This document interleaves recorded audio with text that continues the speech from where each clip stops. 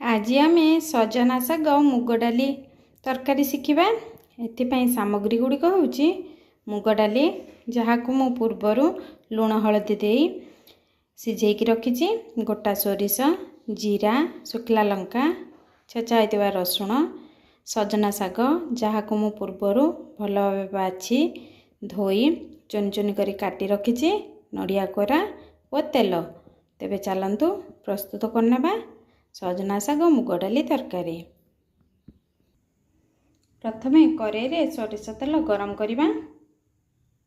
तेल गरम हो गले शुखला लंका देबा, गोटा जीरा देबा, गोटा सोरिष देबा।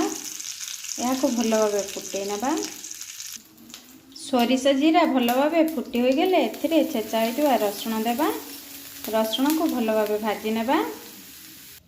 एबे एथिरु पूर्वर सिझा होइतिबा डाली देबा।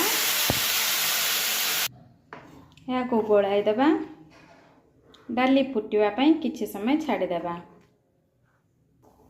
डाली फुटी हो गले पूर्वर कटा होइतिबा सजना शाग दे देबा।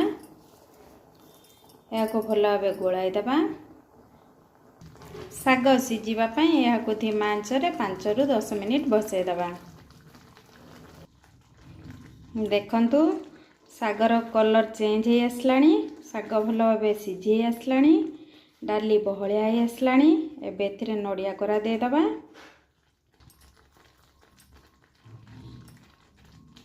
या को भल भाव गोलाई दबा। एबे हमर प्रस्तुत हो गलानी सजना शाग मुग डाली तरकारी। या को बाउल को काढी नेबा। एबे हमर प्रस्तुत हो गला सजना शाग मुग डाली तरकारी। नुआ नुआ रेसिपी शिखिबा पई मो चैनल को सब्सक्राइब करंतु एवं मो वीडियो को लाइक एंड शेयर करंतु। कमेंट और सजेशन देबा को भूलिबे नाही।